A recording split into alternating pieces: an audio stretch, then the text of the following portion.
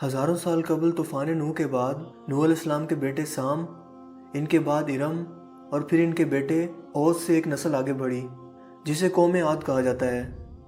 اس قوم کی تباہی اور ہلاکت کا قصہ قرآن کریم میں بھی موجود ہے، جو کہ سرکش اور نافرمان قوم تھی۔ اللہ پاک نے اس قوم کو غیر معمولی قد و قامت اور بے تحاشا طاقت عطا کی تھی۔ ان میں سے ہر شخص کا قد کم از کم 12 گز ہوتا تھا۔ یہ اتنے طاقتور تھے کہ بڑے بڑے کئی ٹن وزن کے بھاری پتھروں کو ایک ہاتھ میں اٹھا کر پھینک سکتے تھے۔ ان لوگوں کی عمر سینکڑوں سال ہوا کرتی تھی اور نہ ہی یہ لوگ بیمار ہوا کرتے تھے۔ یہ قوم پتھروں کو تراش کر گھر بنایا کرتی تھی اور ارم نام کی بستی میں رہا کرتی تھی، جو بڑے بڑے ستونوں والی بستی تھی۔ اس قوم نے بے حد ترقی کی اور پورے یمن پر قابض ہو گئی۔ یہ بستی ان کے دادا ارم کے نام پر منسوب تھی۔ اپنی طاقت اور ذہانت کے بل بوتے پر یہ قوم دین الہی سے پھر کر سرکش اور نافرمان ہو گئی اور بتوں کو پوجنا شروع کر دیا۔ لہٰذا اللہ پاک نے حضرت ہود علیہ السلام کو ان کی ہدایت کے لیے بھیجا تاکہ وہ انہیں ہدایت کا راستہ دکھائیں اور صرف ایک خدا پر ایمان لانے کی دعوت دیں۔ حضرت ہود علیہ السلام نے ان کو سمجھانے کی بہت کوشش کی، مگر یہ قوم سرکش اور نافرمان ہی رہی اور راہ راست پر آنے کی بجائے ہود علیہ السلام کا مذاق اڑانا اور انہیں بستی سے نکالنے کی دھمکیاں دینا شروع کر دیں۔ جب یہ قوم کسی صورت راہ راست پر نہ آئی تو اللہ نے ان کی بدعمالیوں کے سبب انہیں شدید ترین طوفان کے ذریعے تباہ و برباد کر کے رکھ دیا۔ دوستو، قوم عاد میں خاص طور پر 2 بادشاہ جاہ و جلال والے تھے اور یہ دونوں بھائی تھے۔ بڑے بھائی کا نام شدید تھا اور چھوٹے بھائی کا نام شداد تھا۔ شداد اپنے بڑے بھائی شدید کے بعد تخت کا وارث بنا۔ شداد کے دور میں قوم عاد ایک وسیع اور عریض رقبے پر قابض ہو گئی اور بے شمار لشکر اور خزانے جمع کر لیے۔ اس نے اپنی سلطنت کی رونق کو ایک کمال عروج بخشا۔ اس نے اپنی ذہانت اور طاقت کے بل بوتے پر دنیا کے کئی بادشاہ کو اپنے ماتحت کر لیا اور اپنی سلطنت کو انتہائی طاقتور کر لیا۔ یہاں تک کہ کسی بادشاہ میں بھی اتنی جرأت اور طاقت نہیں تھی کہ اس کا مقابلہ کر پاتا۔ اس نے اپنی اتنی بڑی سلطنت پر کئی گورنر مقرر کر دیے جو اس کے ماتحت کام کرتے تھے۔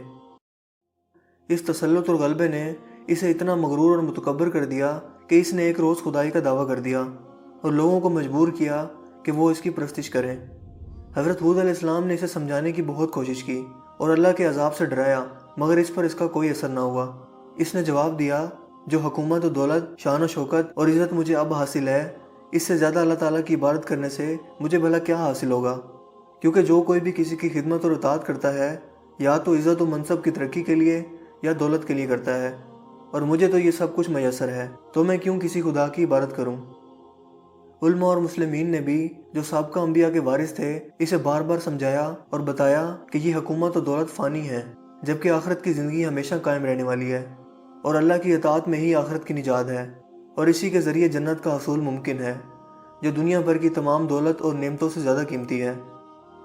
شداد نے جب یہ سنا تو تجسس میں پوچھا کہ مجھے بتاؤ، یہ جنت کیسی ہوتی ہے، اس کی تعریف اور اس کی خوبیاں کیا کیا ہیں؟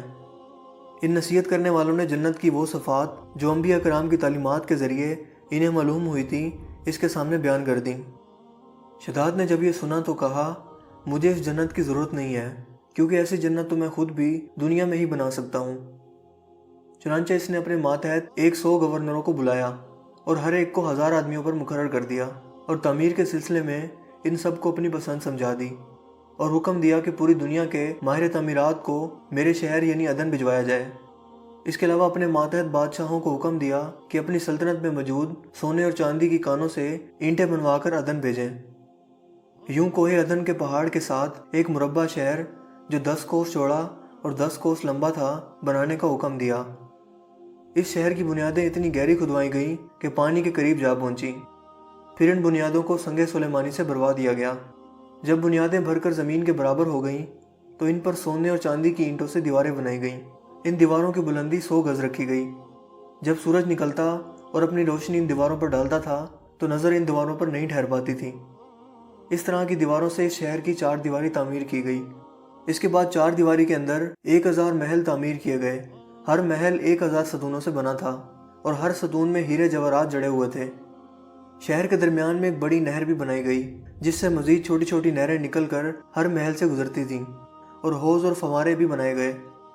ان محلوں کی دیواریں اور فرش یاقوت، زمرد، مرجان اور نیلم سے سجائی گئیں۔ نہروں کے کنارے پر مصنوعی درخت بنائے گئے جن کی جڑیں سونے کی اور پتے اور شاخیں زمرد کے تھے۔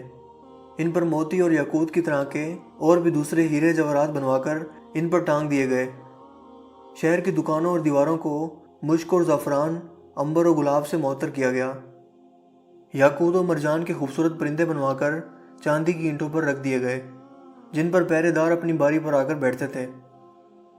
اس شہر کی تکمیل مکمل ہونے کے بعد حکم دیا گیا کہ ریشم کے قالین بچھا دیے جائیں اور نہروں میں کئی کے اندر میٹھا پانی، کسی میں شراب، کسی میں دودھ اور کسی میں شہد و شربت جاری کیا جائے۔ بازاروں اور دکانوں کو کم خواب اور زر بفر کے پردوں سے سجا دیا گیا۔ ہر پیشے اور ہر ہنرمند افراد کو حکم دیا کہ وہ اپنے اپنے کاموں میں مشغول ہو جائیں اور اس شہر کے بسنے والوں کے لیے ہر قسم کے پھل اور میوے پہنچانے کا انتظام کریں۔ یہ شہر 12 سال کی مدت میں بن کر تیار ہو گیا۔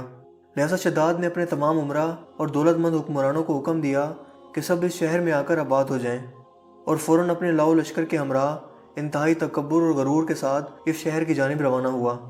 بعض علماء اور نصیحت کرنے والے لوگ بھی اس کے ساتھ تھے، اور راستہ بھر وہ ان کا مذاق اڑا کر اور تمسخر کرتے ہوئے ان سے کہتا رہا، ایسی جنت کے لیے تم مجھے کسی اور خدا کے آگے جھکنے اور ذلیل ہونے کا کہتے تھے؟ میری قدرت اور طاقت کا اب تمہیں اچھی طرح سے اندازہ ہو گیا ہوگا۔ دوستو، اس زمانے میں لوگ بہت لمبی عمر کے ہوا کرتے تھے۔ مثلاً حضرت نوح علیہ السلام 900 سال تک زندہ رہے، لہذا شداد کو بھی بتایا گیا تھا کہ وہ بھی اتنا عرصہ تک زندہ رہے گا، لہذا وہ اپنی اس بنائی گئی جنت میں پہنچنے اور موت سے پہلے اپنی بقیہ زندگی اس میں گزارنے کے لیے بہت بے چین تھا۔ جب شداد اس شہر کے قریب پہنچا تو تمام شہر کے لوگ اس کے استقبال کے لیے اس شہر کے دروازے پر اس کے منتظر تھے اور اس پر سونے اور جواہرات نچھاور کرنے لگے۔ اس متکبرانہ انداز اور شان و شوکت سے چلتے ہوئے جب وہ شہر کے دروازے تک پہنچا تو ابھی اس نے گھوڑے کی رکاب سے ایک پاؤں نکال کر دروازے کی چوکھٹ پر رکھنا ہی چاہا تھا کہ اسے وہاں موجود ایک اجنبی شخص کھڑے ہوئے دکھائی دیا۔ شداد نے حیرت سے اس سے پوچھا کہ تو کون ہے؟ اس نے جواب دیا، میں ملک الموت ہوں۔ شداد نے پوچھا، کیوں آئے ہو؟ اس نے کہا، تیری روح قبض کرنے آیا ہوں۔ شداد نے کہا، مجھے اتنی مہلت دے کہ میں اپنی بنائی ہوئی جنت کو دیکھ سکوں۔ ملک الموت نے جواب دیا کہ مجھے حکم نہیں ہے۔ پھر شداد نے کہا، چلو اتنی ہی مہلت دے دو کہ گھوڑے سے نیچے اتر آؤں۔ پھر جواب ملا کہ اللہ کی طرف سے اس کی بھی اجازت نہیں ہے۔ لہٰذا ابھی شداد کا ایک پاؤں رکاب میں اور دوسرا چوکھٹ پر پہنچنے سے پہلے ہی ملک الموت نے اس کی روح قبض کر لی۔ اس کے بعد حضرت جبریل علیہ السلام نے بڑے زور سے ایک ہولناک چیخ ماری، جس کے نتیجے میں یہ تمام شہر اپنی عالی شان سجاوٹ اور شان و شوکت سمیت اس طرح ریت کے طوفان اور زمین میں سمایا کہ اس کا نام و نشان تک باقی نہ رہا۔ دوستو، قرآن کریم میں اس شہر کے بارے میں کچھ یوں بیان ہوا ہے، وہ جو ارم تھے بڑے ستونوں والے، اور شہروں سے اس کے مانند کوئی شہر شاندار نہ تھا۔ شداد اور اس کے لشکر کی ہلاکت کے بعد وہ شہر لوگوں کی نظروں سے اوجھل ہو گیا، مگر کبھی کبھار رات کے وقت اس شہر عدن اور اس کے ارد گرد کے لوگوں کو اس کی روشنی اور جھلک ابھی بھی نظر آ جاتی ہے جو اس شہر کی دیواروں کی ہے۔ حضرت عبداللہ بن قلابہ رضی اللہ تعالیٰ عنہ، جو ایک صحابی تھے، ایک بار اتفاق سے وہاں چلے گئے۔ اچانک آپ کا ایک اونٹ فرار ہو گیا اور اس جانب نکل گیا۔ آپ اس کی تلاش میں اس شہر تک جا پہنچے۔ وہاں 2 بڑے بڑے دروازے موجود تھے جو کسی شہر کے معلوم ہوتے تھے۔ جب وہ اندر داخل ہوئے تو منظر دیکھ کر آپ بے ہوش ہو کر گر پڑے۔ ہوش آنے پر آپ سوچنے لگے کہ اس شہر کی صورتحال ہو بہو وہی نظر آتی ہے جیسے نبی کریم صلی اللہ علیہ وآلہ وسلم نے ہم سے شداد کی جنت کے بارے میں بیان کیا تھا، اور سوچنے لگے کہ کیا یہ خواب ہے یا در حقیقت میں نے وہ دیکھ لیا۔ اسی حالت میں وہ شہر کے مزید اندر گئے، جس میں نہریں اور درخت جنت کی طرح کے تھے، مگر وہاں کوئی انسان نہیں تھا۔ آپ نے وہاں پڑے ہوئے کچھ جواہرات اٹھائے اور واپس چل پڑے، یہاں تک کہ اس وقت کے دارالخلافہ دمشق میں پہنچ گئے۔ حضرت امیر معاویہ رضی اللہ تعالیٰ عنہ وہاں موجود تھے۔ انہوں نے حضرت عبداللہ بن قلابہ سے یہ واقعہ سننے کے بعد پوچھا کہ وہ شہر آپ نے بیداری کی حالت میں دیکھا یا خواب میں؟ حضرت عبداللہ رضی اللہ تعالیٰ عنہ نے فرمایا کہ بالکل بیداری کی حالت میں دیکھا، اور اس کی تمام نشانیاں بتا دیں کہ وہ عدن کے پہاڑ سے فلاں فاصلے پر واقع ہے۔ حضرت امیر معاویہ نے یہ ماجرا سنا تو انتہائی حیران ہوئے اور علماء کرام سے اس کے بارے میں معلومات حاصل کی کہ کیا واقعی ہی کبھی دنیا میں ایسا کوئی شہر بسایا گیا تھا؟ جواب ملا کہ ہاں، قرآن میں بھی اس کا ذکر موجود ہے، مگر اس کو اللہ نے اب لوگوں کی نظروں سے چھپا رکھا ہے۔ اور مزید یہ بتایا کہ حضور اکرم صلی اللہ علیہ وآلہ وسلم نے فرمایا ہے کہ میری امت میں سے ایک آدمی اس میں جائے گا اور وہ چھوٹے قد اور سرخ رنگت کا ہوگا، اس کے ابرو اور گردن پر 2 تل ہوں گے اور وہ اپنے اونٹ کو ڈھونڈتا ہوا اس شہر میں جا پہنچے گا اور اس شہر کے عجائبات کو دیکھے گا۔ حضرت امیر معاویہ نے یہ ساری نشانیاں حضرت عبداللہ بن قلابہ رضی اللہ تعالیٰ عنہ میں دیکھیں تو فرمایا واللہ یہ وہی شخص ہے۔ دوستو یہ شاندار واقعہ ان لوگوں کے لیے مثال ہے جو یہ سمجھتے ہیں کہ وہ اللہ پاک کی طاقت اور شان کا مقابلہ کر سکتے ہیں اور دولت اور طاقت کے نشے میں اتنے مغرور ہو جاتے ہیں کہ خود کو خدا تک سمجھ بیٹھتے ہیں، اور پھر اللہ رب العزت انہیں اتنا بے بس اور مجبور کر دیتا ہے کہ وہ اپنی ہی بنائی ہوئی جنت میں بھی قدم نہیں رکھ پاتے۔ بے شک انسان کا مال بھی اس کے لیے فتنہ ہے۔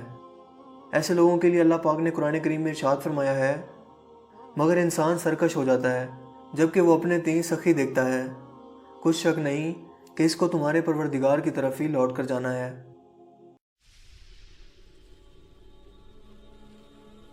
دوستو مجھے امید ہے کہ آج کی یہ ویڈیو آپ کو کافی انفارمیٹیو لگی ہوگی اور پسند آئی ہوگی۔ اگر ویڈیو آپ کو اچھا لگا ہو تو اپنی پسندیدگی کا اظہار اس ویڈیو کو لائک کر کے اور شیئر کر کے ضرور کیجیے گا۔ آپ اپنے رائے کا اظہار کمنٹس میں بھی کر سکتے ہیں۔ مزید اس طرح کی ویڈیوز کے لیے آپ ہمارے چینل کو ضرور سبسکرائب کیجیے۔ چینل کو سبسکرائب کرنے کے بعد بیل کے آئیکن پر بھی ضرور کلک کیجیے تاکہ ہر نئی آنے والی ویڈیو کو نوٹیفیکیشن آپ کو سب سے پہلے مل سکے۔ میرا نام ہے حسیب شفقت اور آپ دیکھ رہے ہیں ہنسی ٹی وی۔ میں ملوں گا آپ سے ایک نئی انٹرسٹنگ ویڈیو میں، تب تک کے لیے اپنا بہت سا خیال رکھیے گا۔ Thanks for watching. اللہ حافظ۔